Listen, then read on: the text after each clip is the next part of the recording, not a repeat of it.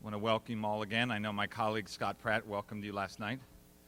Very excited that everyone's here for such a grand occasion to reflect really at length and from multiple viewpoints on such an important book. So welcome and thank you for coming. Our first speaker, Barbara Warnick, is Professor of Communication at the University of Pittsburgh. She's the author of multiple articles as well as the recent Rhetoric Online, Persuasion and Politics and the World Wide Web. It's been published by Peter Lang, as I'm sure you know, and her paper is entitled Dimensions of the New Rhetoric. She's going to present her paper, then the next speaker will come, and then we'll have a general conversation. So please welcome Barbara Warnick.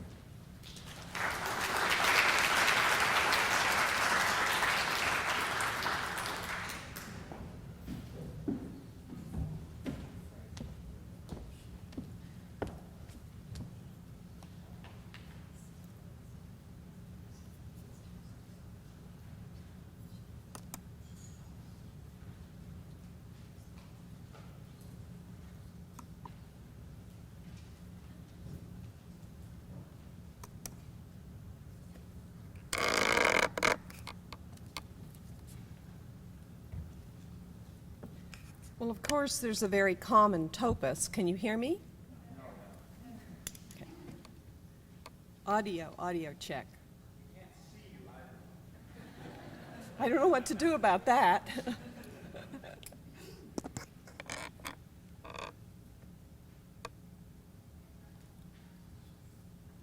Is it okay now? No.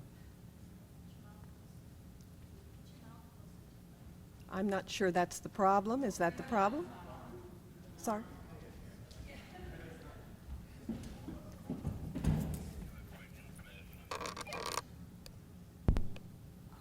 Turning it on is good. Yeah, it was muted. Now can you hear me? No.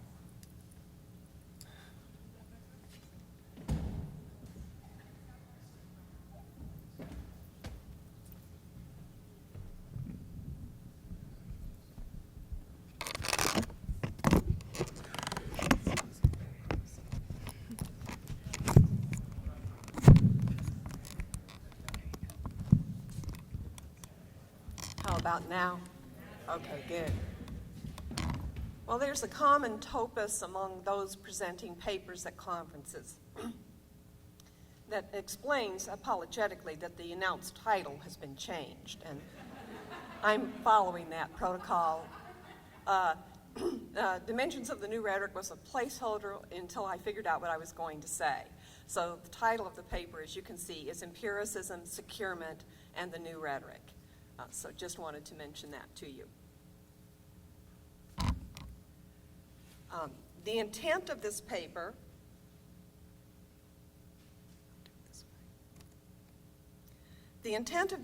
is to address recurring issues in the literature on the New Rhetoric project and to propose a way of thinking about the project that is responsive to some of the objections raised by its critics.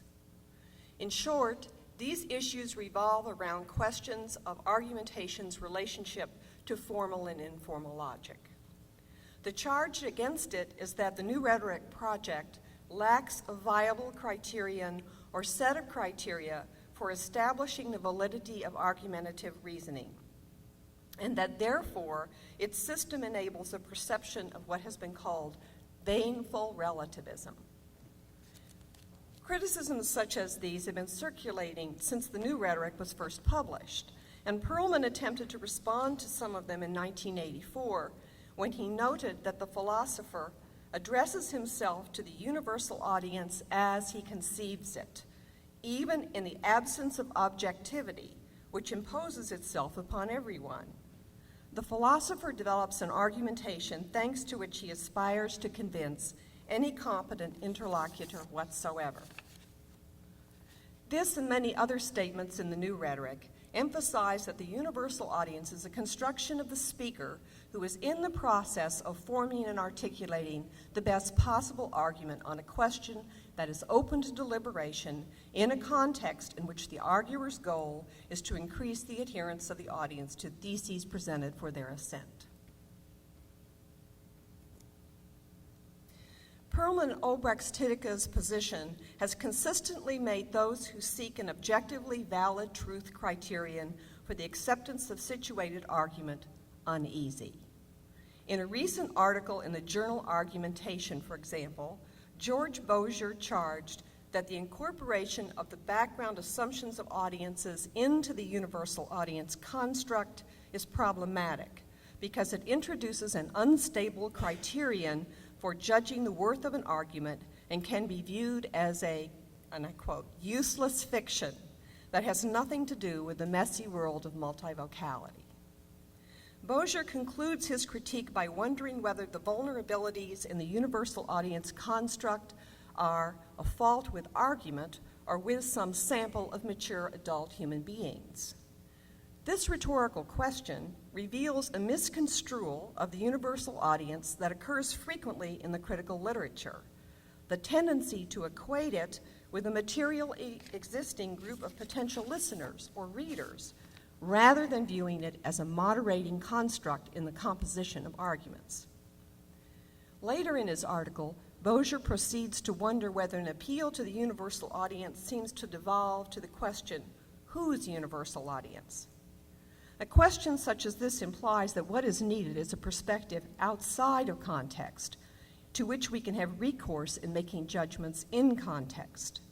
But when it comes to argumentation intended to influence opinion and action in such situations as choosing the best candidate or making the best political decision in uncertain contexts, pure objectivity is not really possible.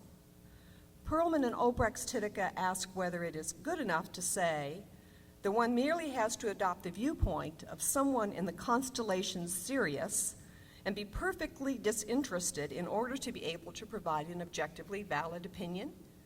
The inevitable reaction of parties to the controversy in the face of such an intrusion would be surprise, if not indignation.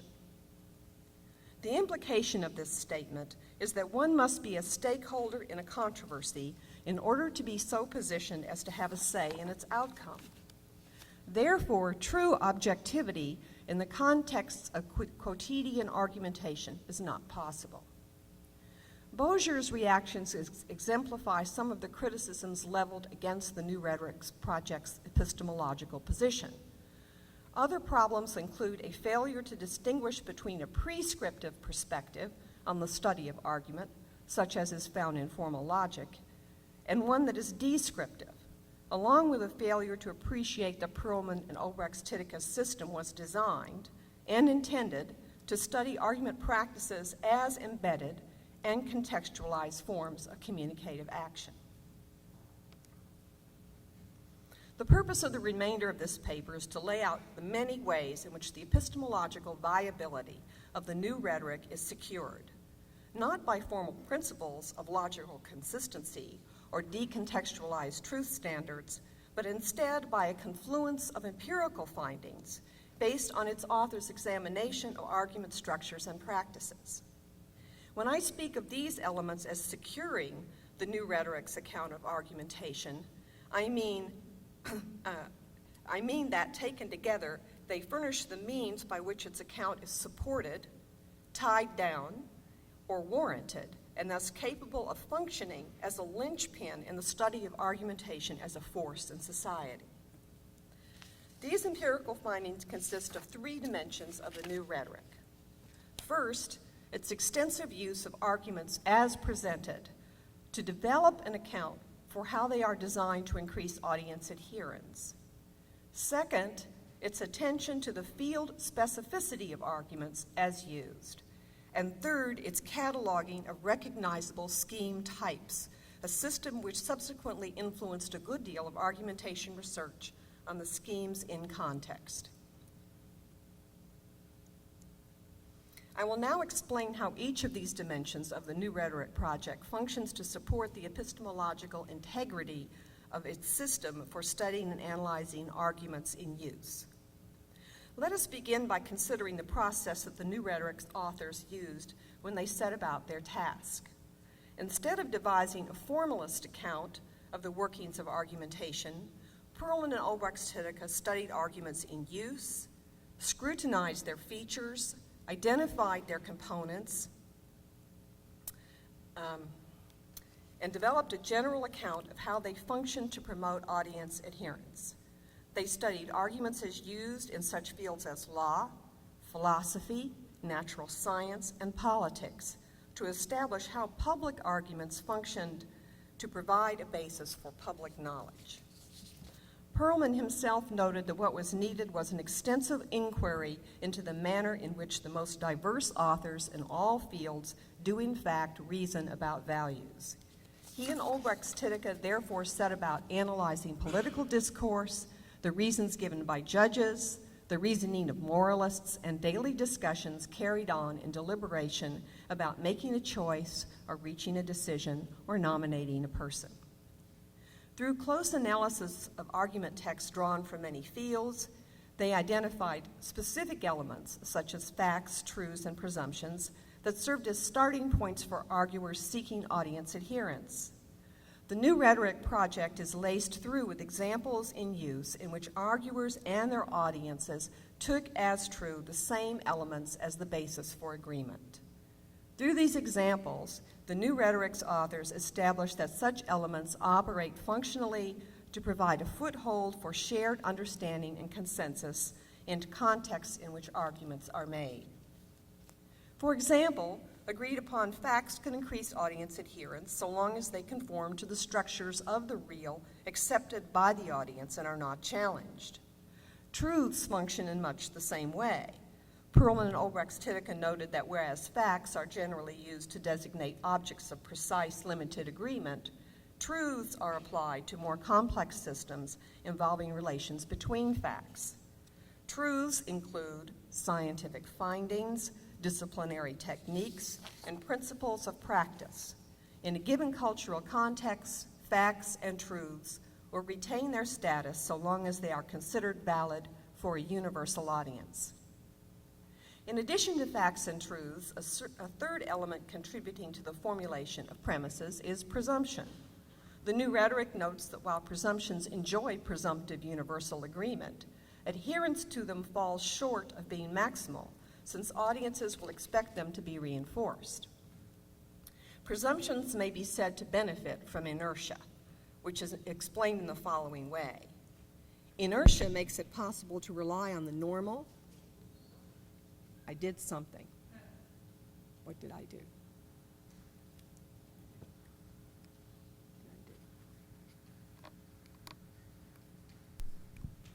I touched the microphone. Sorry.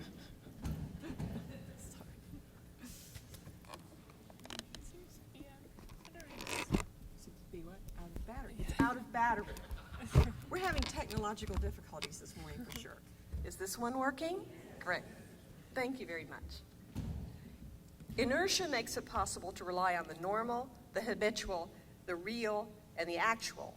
This is what they said. And to attach a value to them, whether it is a matter of an existing situation or an accepted opinion or a state of regular and continuous development. Change, on the other hand, has to be justified. Once a decision has been taken, it cannot be changed except for sufficient reason. Inertia, therefore, plays a role in what can be assumed insofar as audience adherence is concerned. Common presumptions that rely on what is accepted, for example, include the idea that the quality of an act reveals the quality of the person responsible for it, or that our tendency to initially believe what someone tells us is true. And I would add presumptions of convention, such as that a person accused of a crime in U.S. courts is presumed innocent until proven guilty beyond a reasonable doubt.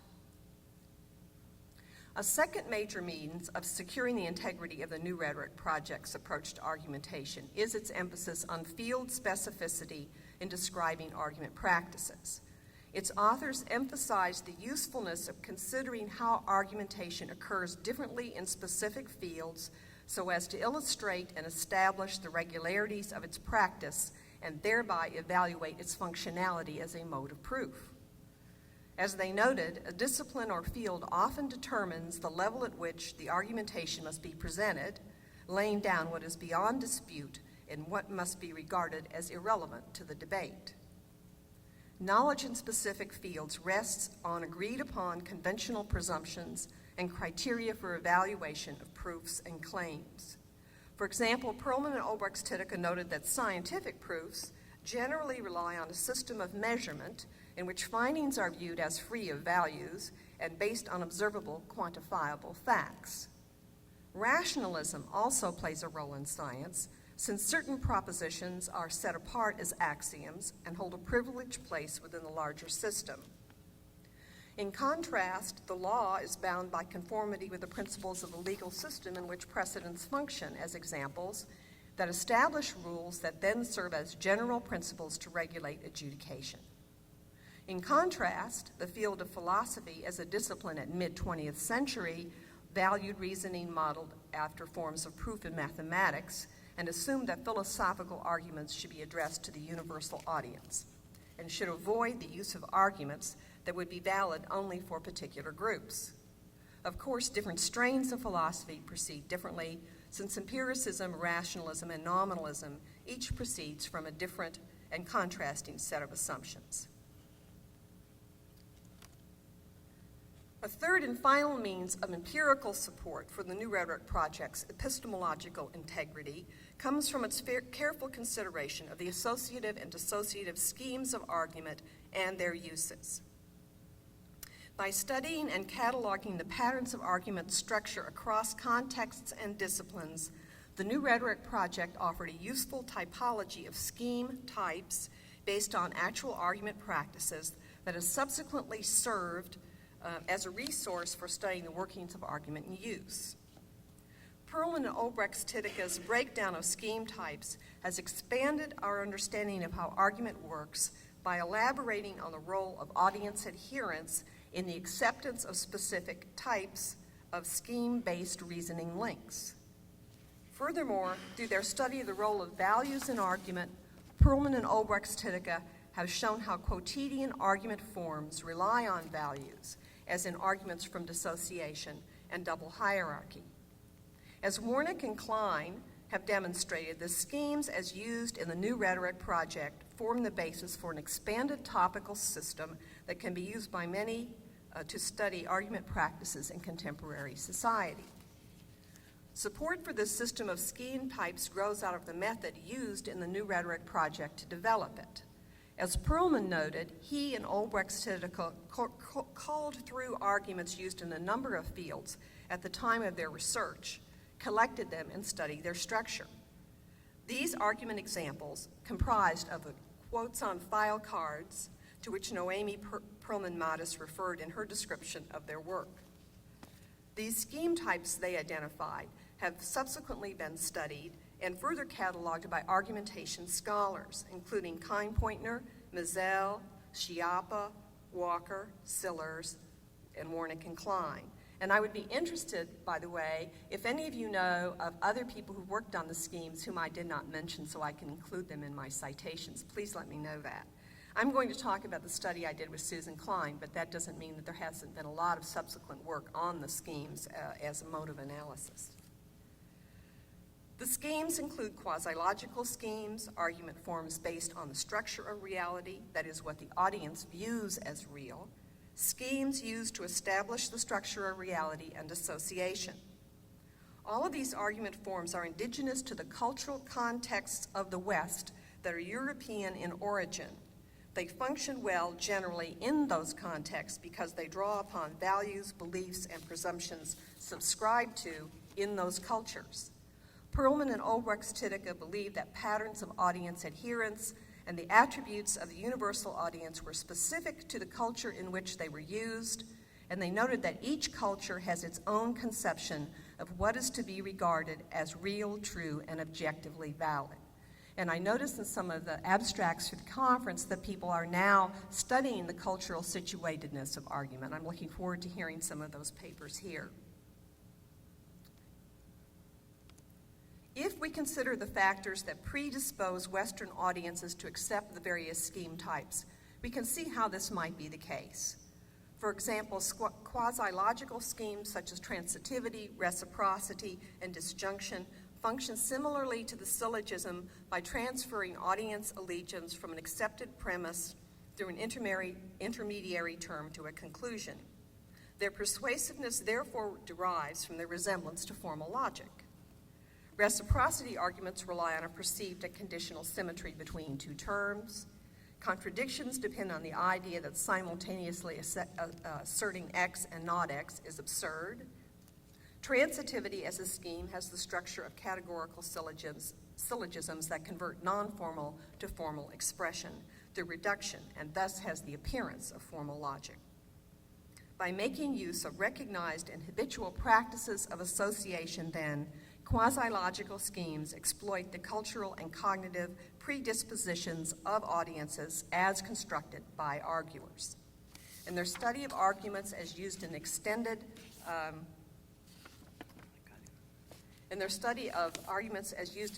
discussions on specific ethical issues, Warnick and Klein found that of 1,037 schemes in their sample, 386, or just over 37%, were quasi-logical. While this finding was based on a limited sample in a series of mediated public discussions, it does indicate that in the context of deliberation in the West, quasi-logical schemes are used frequently. Arguments based on the structure of reality make use of liaisons and relations that are already accepted by the assumed audience. For example, causal arguments are grounded in culturally held beliefs, not the least of which is that events generally must have a cause rather than being the result of random chance. Coexistential schemes, such as are found in act-person arguments and arguments from sign, derive their persuasiveness from their audience's predisposition to accept what is concrete and empirically accessible.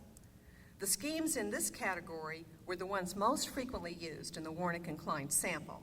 Of the 1,037 schemes, there were 542 instances of coexistential argument, accounting for over 50% of the total. Arguments establishing the structure of reality seek to create new perceptions and to cause the audience to see things differently. This category includes example, illustration, model and anti-model, analogy, and metaphor. Analogies and metaphors, as I'm sure most of you know, bring together two structures, a better-known structure, the phoros, and one that is lesser known, the theme. They thus facilitate the development and extension of thought by giving the theme a structure and a conceptual setting. Examples are generally used to address disagreement over a particular rule or principle that the example is invoked to establish. As Perelman and Olbrechts-Tyteca note, regardless of how the example is presented or the field in which it is used, the example must, in order to be accepted as such, enjoy the status of a fact, at least provisionally. Otherwise, it cannot function to resolve the uncertainty that the arguer is seeking to address. In a similar manner, arguments from model and anti-model present a person or group as a model to be imitated or avoided. In contrast, instead of reforming reality, illustrations function to strengthen adherence to a known rule or principle by providing particular instances. Illustrations serve to provide a vivid picture of an abstract matter and thus to increase its rhetorical presence for the audience. In the Warnick and Klein study, arguments establishing the structure of reality were 63 in number, just over 16% of the sample. Dissociation, the fourth major scheme category, was a newly identified category occurring in the new rhetoric. It is now being widely studied. I see a number of papers at the conference that are talking about and looking into dissociation. It is designed to remodel or reshape audience perceptions by disengaging incompatible notions that had originally been unified and by using the valued term of a hierarchized pair to produce a value reorientation. Dissociations rely on the recognition of the appearance reality hierarchy that is ubiquitous in Western society. They do occur infrequently. In the Warnick and Klein study, they made up only 4.4 of the total schemes. But when they are used, they often have a noticeable impact, used as they are to resolve incompatibilities and contradictions. It is then my opinion that concerns about the epistemological viability of the new rhetoric have been misplaced. Preoccupations about the need to establish an objective ideal of what makes a good argument elide a central accomplishment of the new rhetoric, which was to develop a heuristic method for analyzing arguments in use. following its model by developing analytic frameworks for judging modes of influence that are not confined to the approaches of conventional logic, can enable us to better understand how discourse operates in alternative cultural settings. By using a descriptive, empirically based approach to consider modes of influence in those contexts, we can deepen our understanding of how culturally and disciplinarily situated individuals do in fact reason about values and reach consensual decisions about matters that do not lend themselves to definite resolution. Perelman and Olbrechts-Tyteca's approach to studying argument as enacted can enable us to better understand the modes of influence that are not grounded in the conventional logical framework, but instead rely on other situated conventions specific to the social context in which they occur.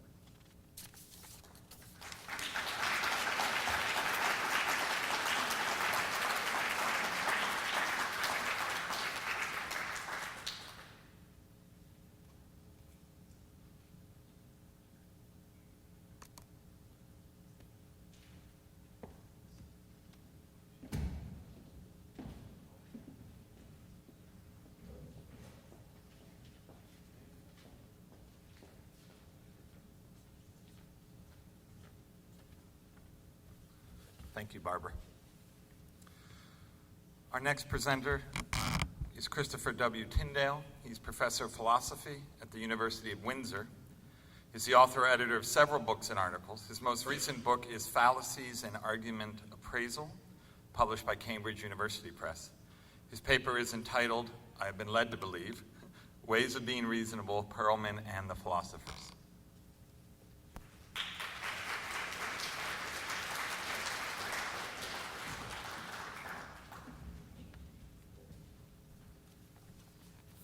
Well, let's see.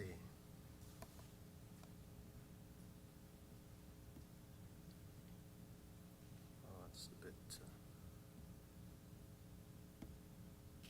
Yeah, that's the title. Good. Good morning. It's very pleased to be here. Now I want to go...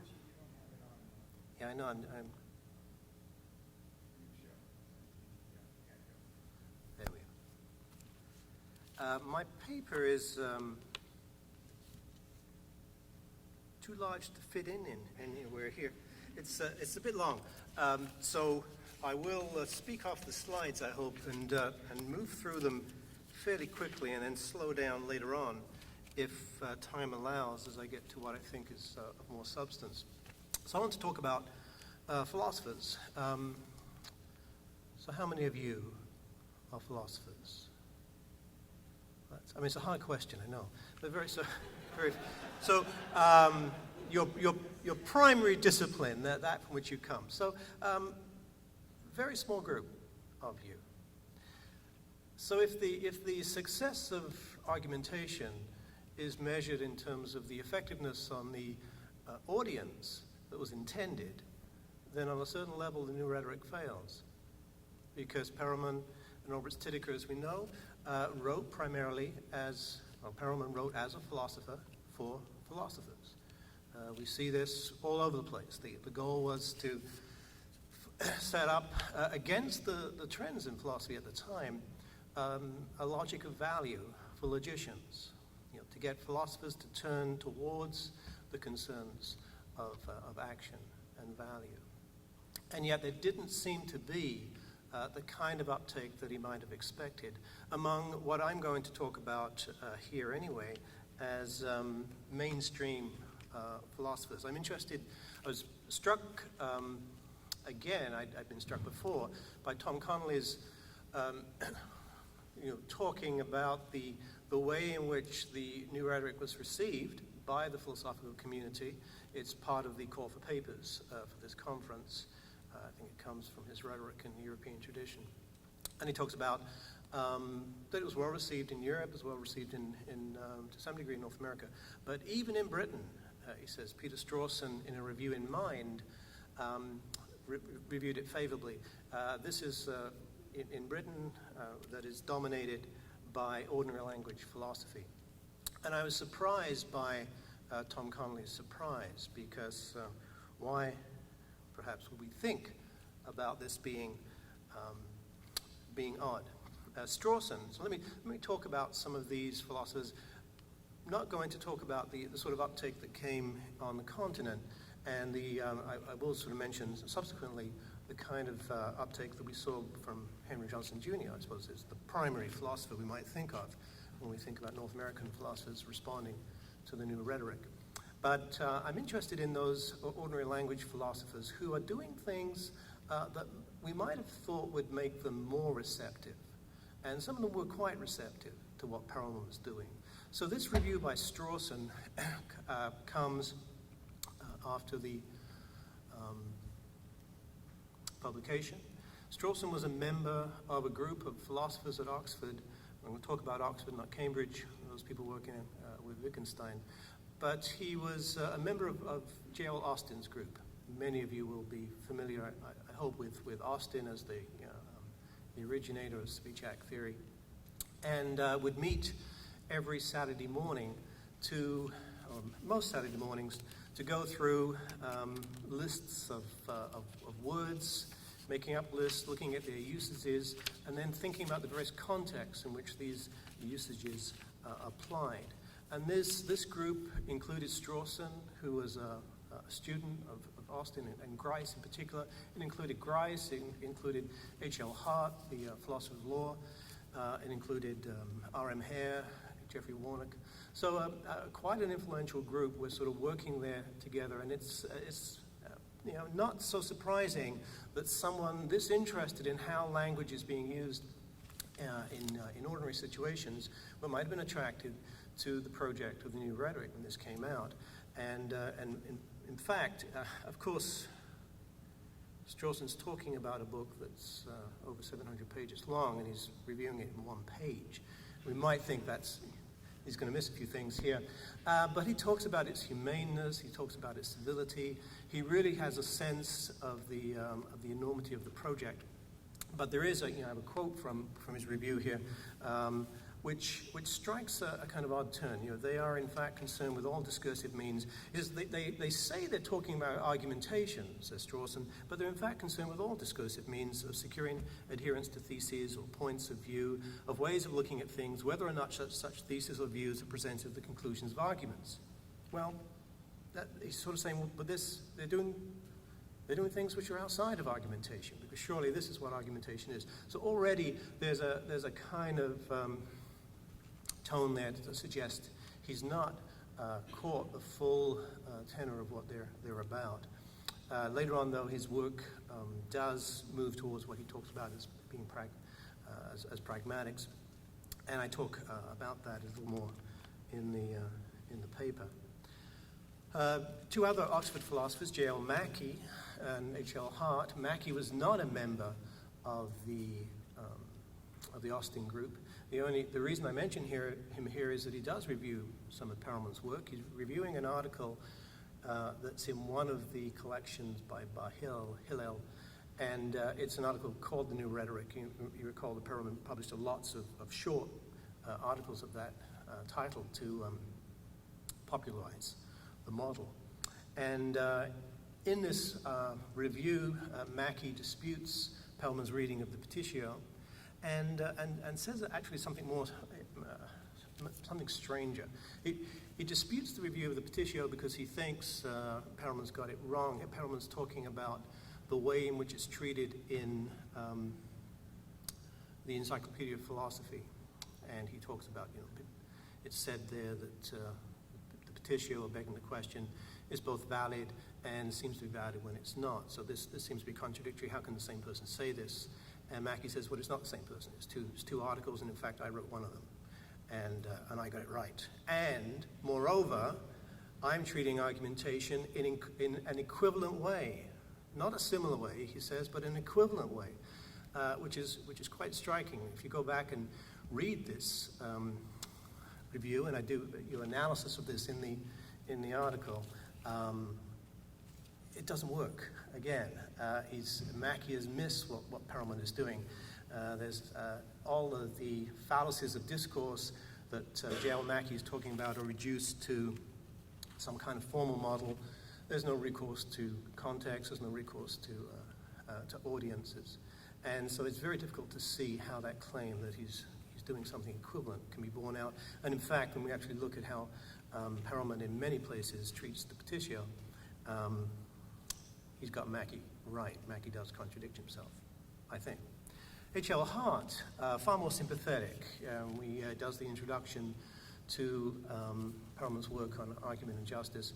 And Hart might have really been struck by the way in which Perelman looks at the word justice and the recent usages and the context in which that works. That's a very similar mode of operation that was going on among the ordinary language philosophers in Oxford at that time.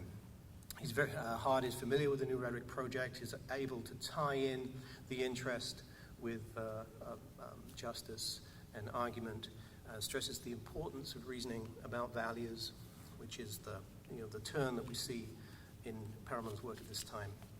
And he appreciates the role of the rule of justice, even though he doesn't endorse it in his seminal work on the concept of law. Other references remark on emissions, and I won't say too much about this. Around this time, 1966, Nicholas Rescher produces an important article on recent trends in logic, misses Perelman altogether. By Hill can't understand how you could do that, particularly when it's published out of Brussels. And then by Hill turns around in his work on argumentation and doesn't refer to Perelman at all, which is odd because they have been together in many conferences. We turn to Henry Johnston Jr., and this is material, I think, that's been well rehearsed elsewhere, but we do get here a serious engagement by a philosopher really trying to understand what's at work in the New Rhetoric project. From before the publication of the New Rhetoric, obviously, for some years later. But we see something, I think, of the philosopher's reluctance, and that's what I'm interested in. Why isn't there greater uptake? Why aren't there more hands going up when I ask you who are the philosophers among us? He sees more contributions to rhetoric than philosophy. He assumes that one of the things is there's some concerns with the understanding of validity. I think that is what's going on in Mackay's criticisms of Perelman as well. Audiences already must understand formal validity in order to grasp the quasi-logical arguments, which are similar to formally valid schemes. And there's a failure to deal with audiences as social phenomena. But he has, from 1954 right through, an ongoing concern about the universal audience. He thinks it's odd to address arguments to reason in the abstract. Arguments are addressed to particular audiences, says Johnston, and through the use of reason. So he thinks the universal audience is only there to provide some kind of philosophical underpinning. So there's an unhappy relationship in Perelman's work, thinks Johnston, or he's suggesting this, I think, between rhetoric and philosophy. And the philosophy is kind of being kind of hustled in on the vehicle of rhetoric here. Catching up with myself. So indeed, and importantly, he asks, what would it mean to test the uptake of the universal audience? And that's something I hope we can think about. So some conclusions in this first part on philosophy and Perelman.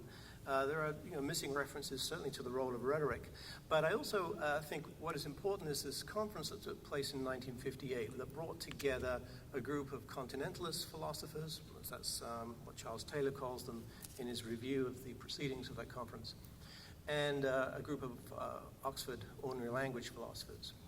So Strawson was there, of course, and Austin, and Ryle was there. Some important figures, and on the other side, Maurice Merleau-Ponty and Wilde and Bett was there, and Perelman. And Taylor says this was a dialogue that failed. Two groups trying to talk to each other and being unable to. And why was this? Partly he blames the Oxonians for not being very interested in the methodologies that the others are bringing forward. He says most of the continentalists tended to be phenomenologists, with the exception, he says, of Professor Perelman from Brussels, who had more of an empirical strain about him. But still, the the dispute seemed to be over the nature of philosophy, because the continental philosophers wanted to bring in questions of psychology and history, and the Oxonians didn't see that as counting. And I think that sort of talks to, again, a conflict not just over rhetoric, because sometimes it's assumed that there's not more uptake by philosophers because of the existence of rhetoric in the project, but there's a very different notion of philosophy. As an aside, I see in the photograph collection downstairs, there's a nice photograph there of Perelman with A.J. Ayer, and I wonder if it's from that particular conference. Ayer was also there. He didn't present a paper, but he was there to take part in the discussions. So part two, Perelman and Philosophy. So what is it that's going on when Perelman here works with philosophy, given that philosophers perhaps aren't recognizing what's happening there, that this divide that Taylor is talking about may be actually quite a real divide, and give some insight into what's just not recognized. I mean, even in the positive comments that we get from Strawson, he doesn't really see what's happening, I think, in what Perelman is doing. So we know, thanks to David Frank and Michel Bolduc, that we've got the translation of this early paper from the late 1940s of Perelman's, where he talks about regressive philosophy against the first philosophy.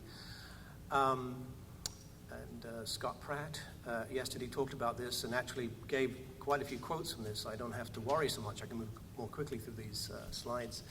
And Associate Dean Pratt was concerned about the use of regressive, but elsewhere Perelman talks about this as open philosophy, and maybe that's a better sense for the difference we have here. And it really looks as if we have now, in philosophy, as Perelman looks at this, what he talks about first philosophy is quite incompatible with the kinds of things that he's interested in doing.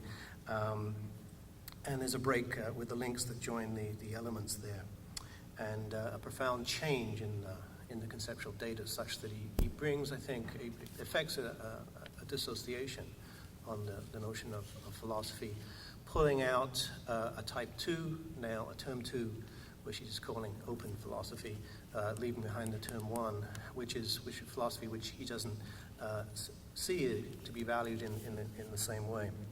So I do think dissociation as a technique is at work in Perelman in the way that Professor Warnick just described it. So the kinds of disagreements that first philosophy has so much difficulty dealing with are then part of the material, the source that open philosophy can work with. And these disagreements characterize the kind of philosophical pluralism that he's interested in, and forces us to appreciate different value schemes, different measures of what might be talked about as reasonable. Again, this philosophy, as he understands it, refrains from granting to any individual or group the exorbitant privilege of setting up a single criterion of what is valid. That's another contentious term, the term validity. It's there, I say, in Mackay, it's there in Johnston, Jr., right through here. But still, even here, we have a complex sense of reason, and there are appeals to, even with this pluralism, to some kind of universal ideal, variously talked about in terms of all those who are not disqualified, all who are attuned to reason, all disposed to hear the philosopher, and we know that various ways in which this creates perhaps difficulties for us in terms of matching the pluralism and the universality. So, the philosophical enterprise, though, is now rhetorical in nature, as it's understood here under regressive or open philosophy. The primacy of audience remedies that post-Cartesian omission that had affected philosophy and really marginalized rhetoric, and now that's brought back in.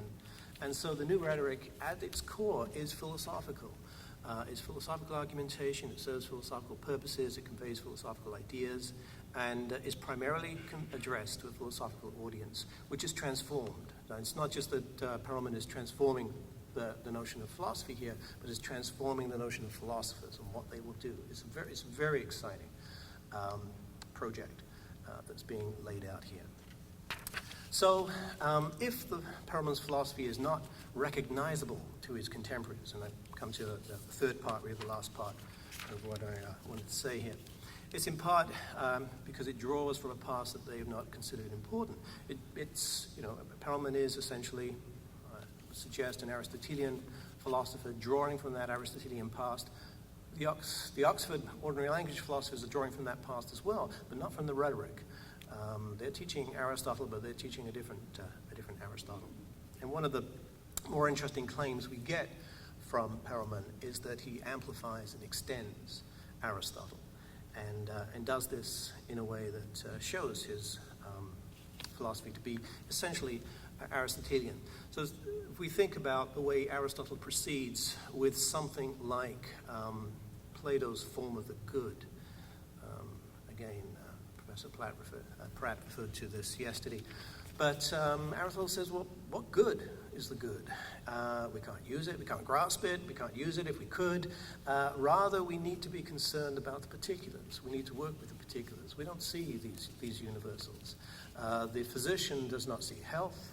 The physician sees the patient, and through the experience of patients starts to build up a conception of health, that the universal is indirectly hidden there in the particulars, and through the growth of the knower, as she or he comes to know the world, comes to experience various things, these universals are built up in them. So it's the particulars that are the source of our understanding of reason, the particulars of the source of our understanding of the emotions as we move through. And the universal becomes a product of this experience. It's there in the particulars, being drawn out of them, but never in any separate way identifiable. So that, again, the universal is sort of part of the given, to borrow another Aristotelian term, part of the atechnic, not the entechnic that we produce here. Perelman's universal audience, I think, amplifies this, but in his own terms. The traditional universal audience, and it's there confusedly in the early sections of the new rhetoric. This traditional universal audience, with its Cartesian certitude, with its absolute atemporal, ahistorical sense, is empty of content. It's on any measure, it's incompatible with Perelman's project. And I think, again, it's a term one concept from which a term two is constructed in those early pages of the new rhetoric, correcting the failures of that from which it is dissociated. So part of the confusion we often talk about, obviously talked about in the literature, is that there seem to be two universal audiences at work there in the early part. And indeed there is, one being drawn out of the other in this way. Perelman also is making then some serious contributions to the philosophical enterprise. I think contributions which are missed by the philosophers who are not reading things in depth, and I'll try to touch on these. One of them is the problem of basic premises, which any theory of argumentation has to deal with. Where do we start? Where do we, what's so basic that we don't have to seek further justification, but provides already the justification for what follows. And the problem, as I hope I've already indicated, the problem of validity. This is a huge historical weight carried through. And I think Perelman's responses begin with the concept of adherence. I want to try to sort of say a few things about this concept quickly here, because it's so central and so rarely, I think, analyzed. So we've seen this, to induce and to increase the mind's adherence to the theses presented for its assent. This is what this is about. But what does it mean? We again learn from the further quotation that leads into that adherence comes with variable intensity. It's both the aim of argumentation, but it's also the starting point. It's the level of agreement of basic premises where we begin to look for tokens of its presence. It seems to be a sort of attachment to ideas. Gene Goodwin, in an article in 1995, analyzed adherence and really looked at the metaphor of sticking, the way in which you have ideas sticking to persons. It's a very unhappy metaphor. It doesn't work very well. Manelli came along and talked about adherence as the decision on the part of an audience to cooperate at some future time, which may be a happier way to understand part of this, because it doesn't get into that metaphor. And so we look for these tokens of behavior in what is said, in the uniforms that people wear, and the kinds of books they read, all kinds of indications of what the initial adherences might be. We may see this again in Aristotle's topoi, understood here as lines of argument, places that we go to draw from, that are also familiar to the audiences as the arguers understand those audiences. So there's a connection at a basic level among these topoi. And of course, in Perelman, he picks this up and carries it over into Latin and talks about loci, thereby really emphasizing the physical metaphor of things being laid out in the geography of the mind. But Aristotle's topoi extend to pathos. He talks in chapter 3 of book 2 of the Rhetoric of some of these topoi, emotions having topoi. And that may take us back to think about the notion of adherence, which begins at the level of intellectual contact, but then encompasses the entire person and moves towards action. I mean, this is the telos of adherence, in the sense, to incite action. So the deepest adherence, I think, will affect character in ways, again, that are very Aristotelian. If we think about how the virtue theory of Aristotle develops character to bring about certain dispositions so that we will act in certain ways on future occasions through the habituation of experience. And the disposition doesn't guarantee these actions will follow, but they will then seem to move through. So we move on then to a new set of adherences from those that exist. And here we have the greater difficulty, and Perelman and Olbrechts-Tyteca certainly talk about this. It's difficult to find the measurable tokens that we're looking for here to show that the adherences have been accomplished from the ones that we began with. The hazard involved, they say, is knowing when we should measure effectiveness. Particularly if we're trying to bring about a disposition to act in certain kinds of ways. So we may draw in the argument or bring the argument forward. We may have persuaded them, but until the occasion for them to go to the polling booth and act arises, we won't know whether that argument has been effective. So effectiveness cannot be the only measure. It seems to be clear here. And this, the stress on effectiveness alone obscures the project and leads to the kind of criticisms partly the Professor Warnick was talking about, and that we see from the critics of the new rhetoric. So we need something more, and we see this indeed in a quote that will be familiar to all of you, I'm sure. Is a strong argument an effective argument which gains the adherence of the audience, or is it a valid argument which ought to gain it? And then this brings in this question of validity again. Johnston's call for a way to test the uptake of the universal audience, I think, is answered here. That test is the recourse to a type of validity. What we're looking for is a dissociation on the notion of validity. To recognize the incompatibilities in the current term, and a term to replacement for this. That is already there, has already been recognized by Johnston in his concern that, well, audiences already understand validity, otherwise quasi-logical arguments wouldn't be effective. And this is not a problem, this is a recognition of indeed what is at stake. So the relationship of the particular and universal audience is brought back in the question of argument strength here. Audience is changed through the process, Perelman tells us in the realm of rhetoric, to the degree that speech is effective. To the degree that the speech is effective, the audience will change. So one of the measures that is the actual changes, so is the interaction with the audience. So here efficacy is experienced in the interaction between arguer and audience. One sees or not elements of uptake. one sees the need to stress points or to pass out. We can see what is seated. We can see what's being resisted. We've all experienced in classrooms, perhaps, taking our cues from members of the audience, and rightly or wrongly, because the person who nods all the time is quite often the person who you talk to afterwards hasn't understood a thing you said. But still, that's the kind of interactions we're dependent on. That's the kind of efficacy that seems to be at stake here. And validity. The early work on rhetorical validity, and I'm thinking of Ray McCarroll's early paper in 1977 on rhetorical validity, assigned Perelman with some others to those who see argumentation as justifying positions, not really verifying things in this way, and talks about a really impersonal kind of validity.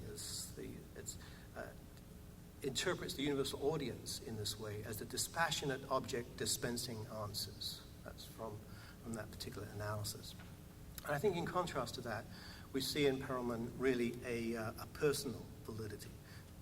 It's there at the end of the realm of rhetoric, where he talks about argumentation, rhetoric being interested in everything that is in contrast to the impersonal validity outside of the realm of rhetoric. Well, if there's a contrast, then if that's the impersonal, then what we're interested in is the personal. And this is, I think, the term 2 sense of validity that if we have more time, we might sort of tease out a bit, because this tells us that the valid argument is also experienced, not just the efficacious argument, but the valid argument.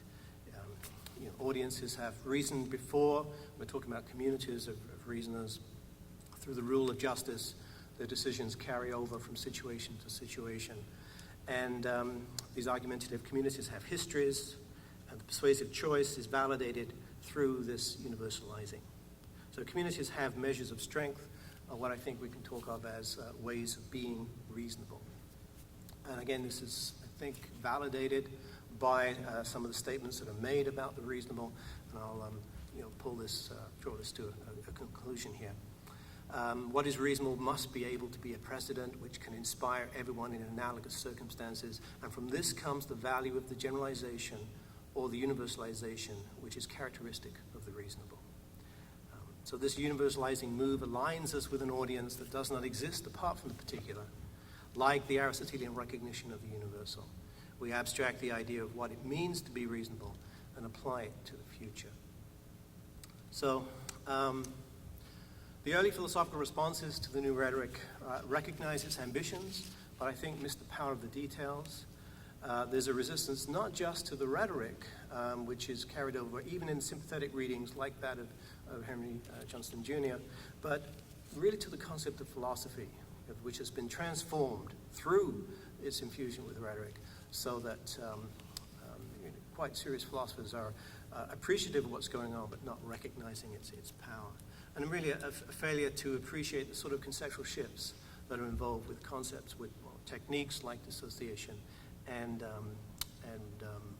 vastly transformed concepts like that of validity, and misses the contributions that they promise. Thank you.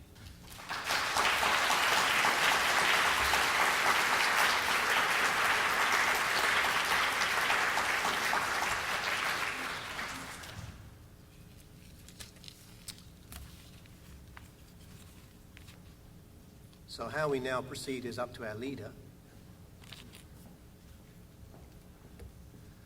And since Barbara went through all the microphones, we now have to share one.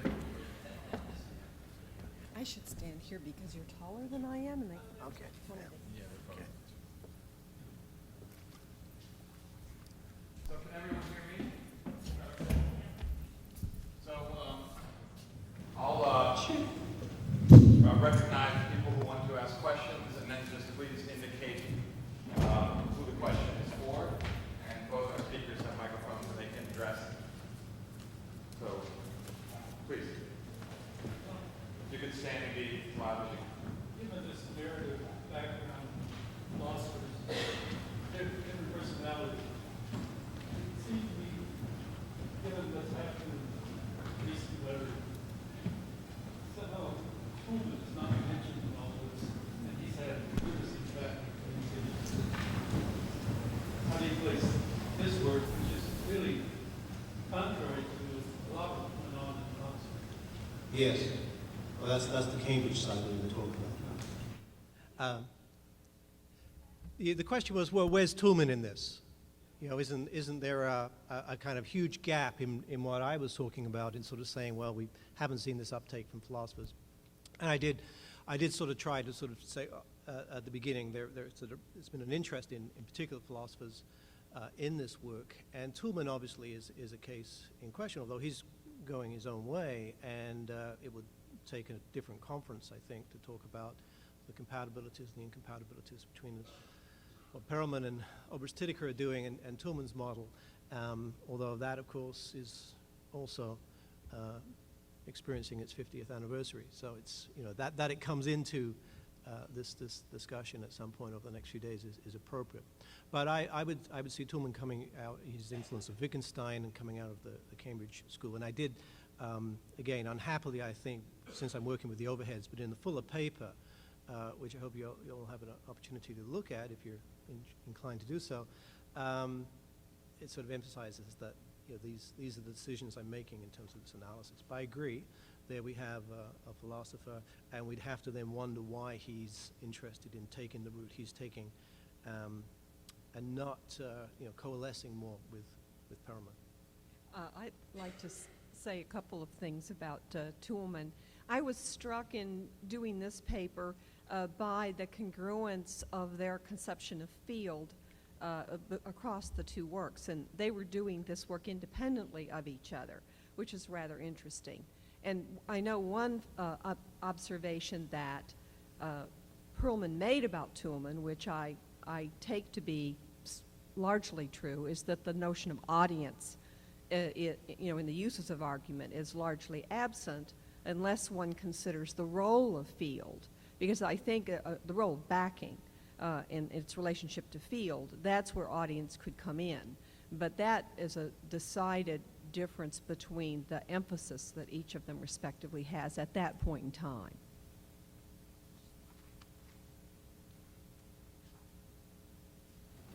My question is primarily for Barbara, but it also has resonances with Chris's discussion of John Stone's work.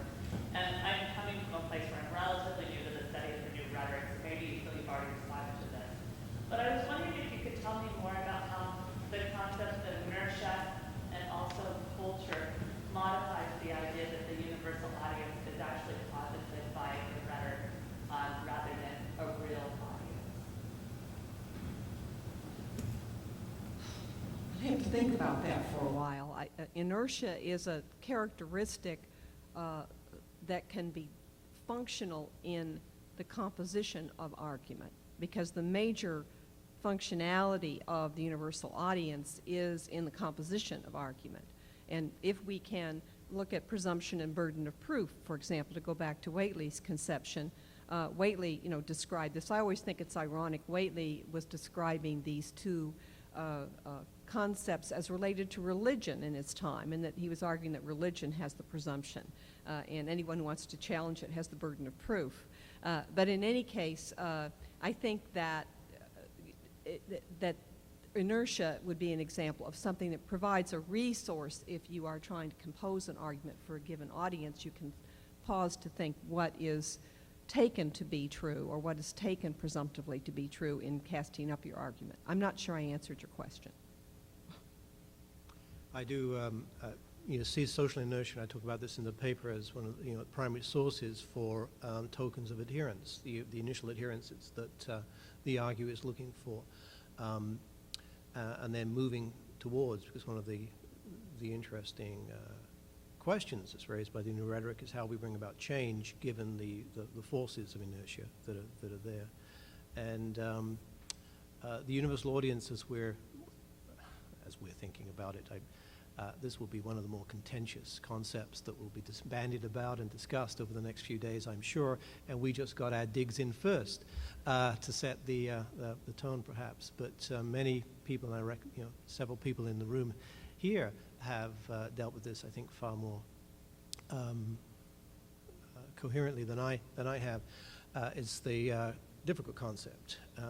I certainly think there's a far more positive reading of it than came through in Henry Johnson Jr.'s reading, and he was sort of deeply concerned, but I think he was still wedded to that philosopher's notion of universality that Perelman was trying to break with. But the universal audience here is going to be drawing from the communities of inertia, and is part of that transformation through, as we reason from situation to situation and see the similarities between these situations. So it's embodied in the particular audiences, but it connects them to their past and anticipates their future. But we will continue talking about this. This question is directed primarily to Chris, but maybe concerned to Barbara as well. I was very interested in what you were saying about how effectiveness cannot be a criterion for the soundness and value of an argument. Alone. Alone. And instead of using the word effectiveness, you use the word efficacy, and that the efficacy is found in the interaction between arguer and audience. Do I have that right? Yes. And also that validity is personal and not impersonal. Given that that's the case, how can you distinguish between efficacy and interaction, efficacy and effectiveness, and what bearing would that have upon the emphasis on techniques and schemes?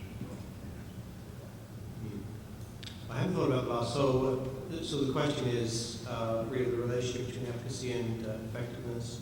I actually thought I was using those as synonyms. That when I think of efficacy, I'm thinking of effectiveness in that way. The immediate attempt to bring about an action, or the attempt to bring about an action. It may be immediate, it may be later, in an audience.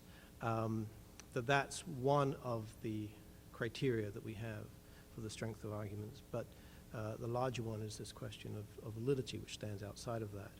And I'm thinking of this as personal because it's grounded in the way this is experienced. It's not something that we turn away from. I think it's there also in George Boger's concern for that sort of absolute objective standard. And we're not finding that absolute objective standard. We're finding that we have different ways of being reasonable as we experience quite reasonable people who disagree and are working with those disagreements. And but that's not working with actions, with uptake in this way.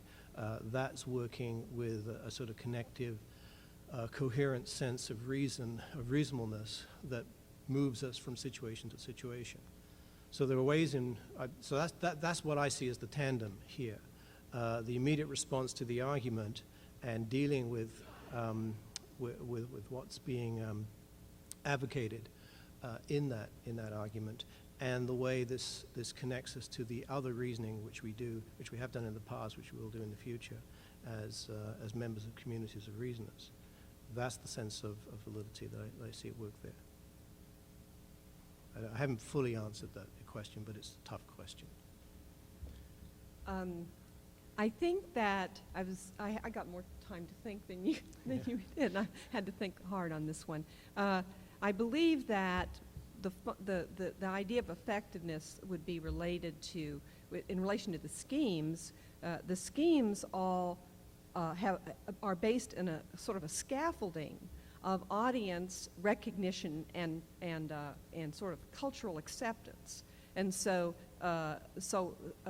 an argument scheme that might work in one cultural context would not necessarily work in another.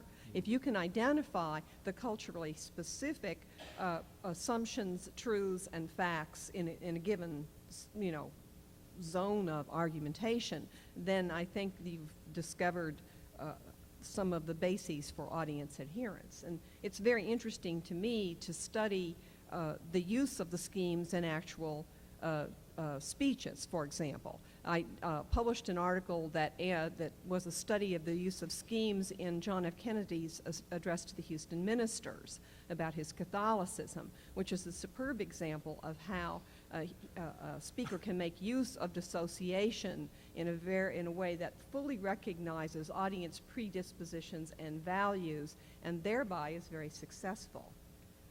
So, I hope that that's a response.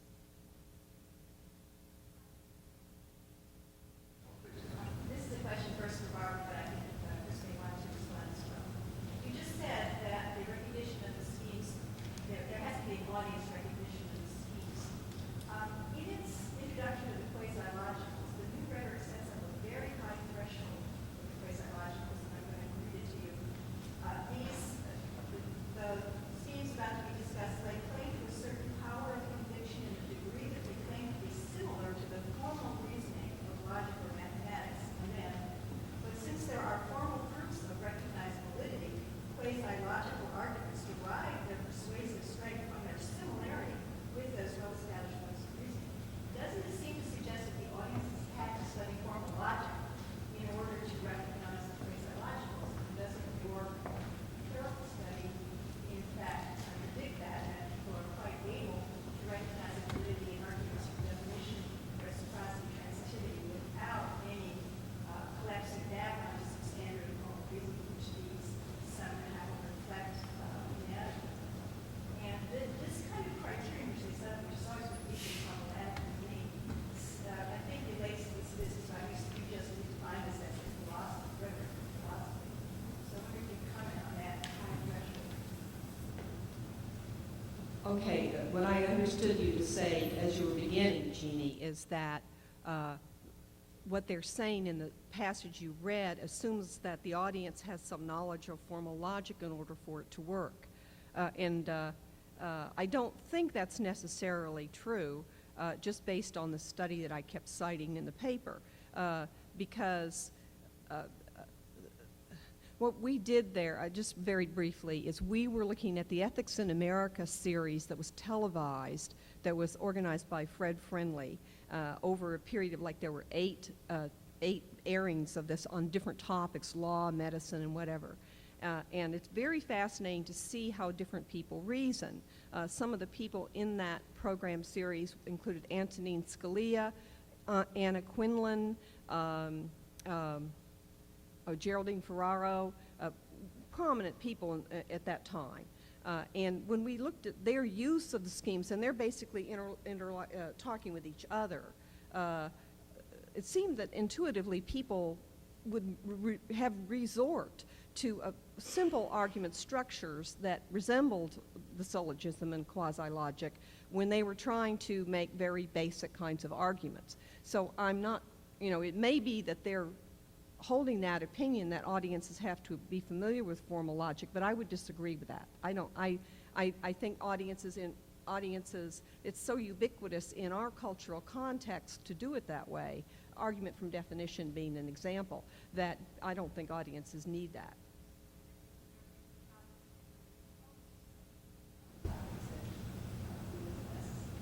Yes, I think so. Maybe. So, fizzer starts to open here. No, I think this is Henry Johnson Jr.'s point that he's making very early on, that in order for quasi-logical arguments to work, they presuppose this fuller previous acquaintance with formal validity. And I don't have a problem with that. Certainly I see Perelman recognizing the power of formal validity. He never dispenses with it. He just says it's not adequate for the range of argumentative situations we want to deal with, and that's why I think he's working a dissociation on that and pulling out this richer, more rhetorical sense of validity that he's working with. But that set of schemes, the quasi-logical arguments, I did feel were characterized by their formal similarity, and so I don't have a problem with what's written there. Now the other schemes, of course, as we start to sort of work with structures of reality and changing around. Now we're moving far away from that, and it for the deductivists, the there may be none among us, but they may say, aha, he starts with that, or they start with that one and then bring in the others. They might be more persuaded if that was sort of pulled in with them, among them.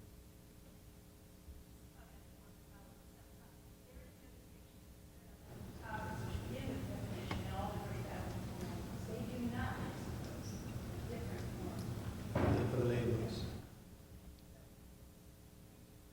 Yes.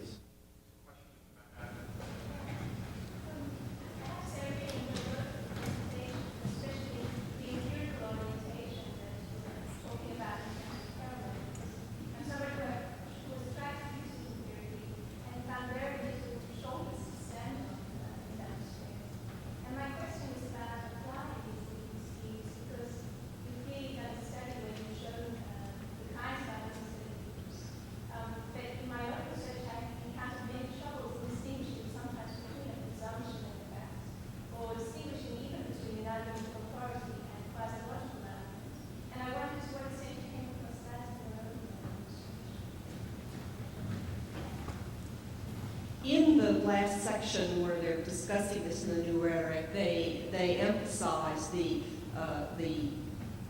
tendency of there to be more than one scheme often occurring in a given argument, which of course is it's problematic if you're trying to catalog them.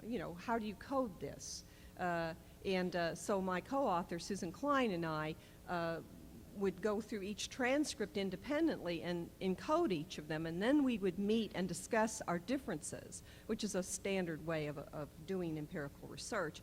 And we were having difficulty, so then we brought in one of our debate coaches to help, and I think he thought he'd gone to hell, because we didn't agree on a lot of them. But I think that there's a certain viability in that study, in that we did have a fairly high agreement rate, and we explained that, and we used a formula to do that. It was a very illuminating experience, and it was a long study. We have the coding guidelines. I'd be happy to send them to you. I keep getting requests for them from Europe and other places. Could you send me the coding categories you say you have available in the article? But yes, there is overlap, and it's not a clean-cut kind of thing to do. It is a sort of a qualitative process. And I'll bow to you on your empirical studies there, 'cause I know.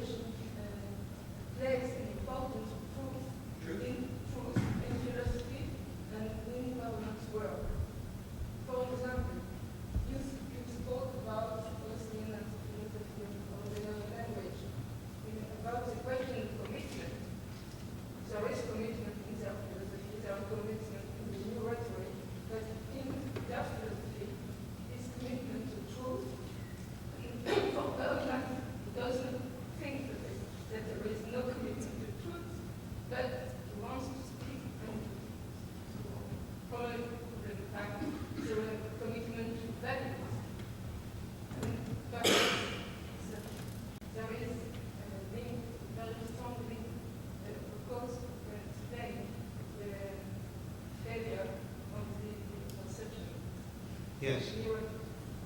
Yes, so the question is really to go back and think more about the failure of the reception of Perelman's work among philosophers, and the degree to which the conception of truth that's at work in philosophy for many philosophers is a problem, because Perelman is not advocating that same sense. There's the preference for the preferable over the true.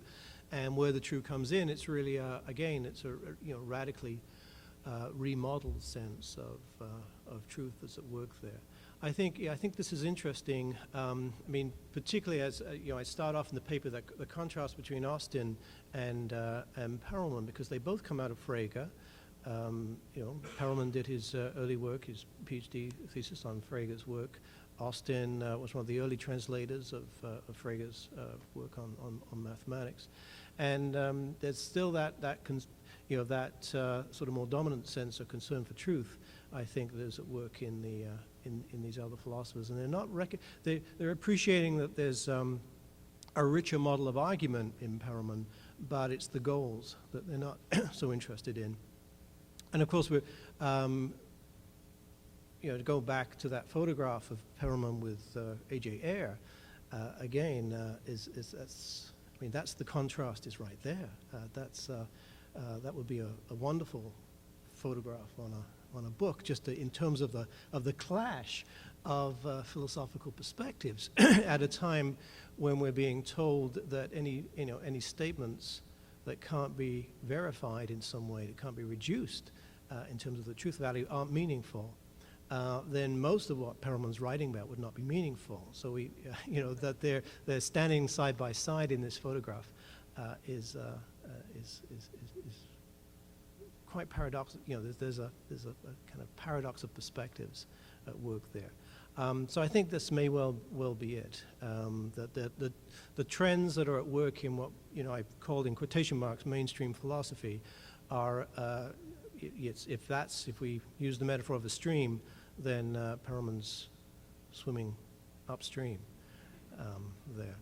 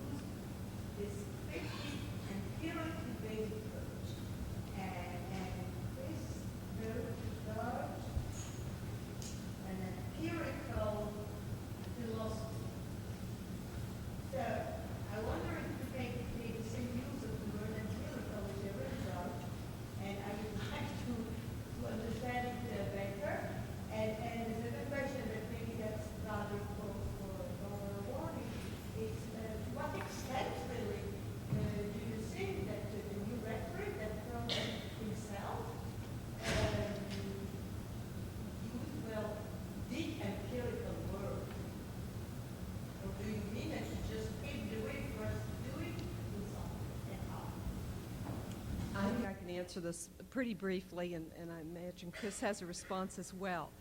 I probably mean something different because I'm using it in a less technical sense. By empirical, what I mean is you conduct your inquiry in such a way that you identify examples that positions your reader to compare your findings with what the reader can see to be the case.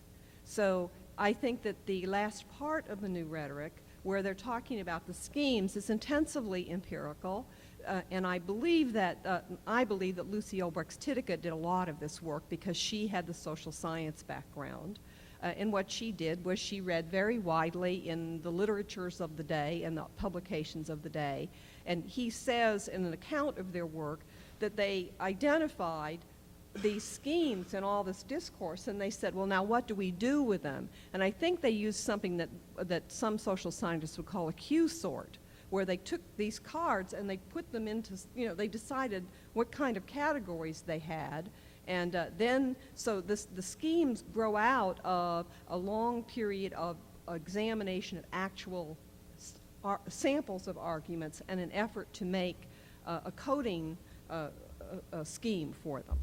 And I think, so it emerges from the data. It has its base in the data that they're looking at and the work that they did to discern what it was and then to catalog it. Yes, I agree. We're not using empirical in the same way. I appreciate in the accompanying essay to the regressive philosophy paper, the accompanying essay that David Frank and Michel Baldoux produced, they show a range of philosophical influences on Perelman. But I was interested in really going back to his, the readings of Aristotle and seeing him as an Aristotelian empiricist, really working with the particulars. And in my reading, and this really came through in sort of working on this project for the conference here, I saw more and more the ways in which I could understand Perelman's use of the universal by understanding Aristotle's use of the particulars and how the universal is seen within the particulars. And so that's a sense of empirical that I. And I mean, Charles Taylor had identified him as an empirical philosopher, and I wanted to, to work with that as well and carry it through. Thanks. So that is exactly thanks to our speakers and everything. Thank you.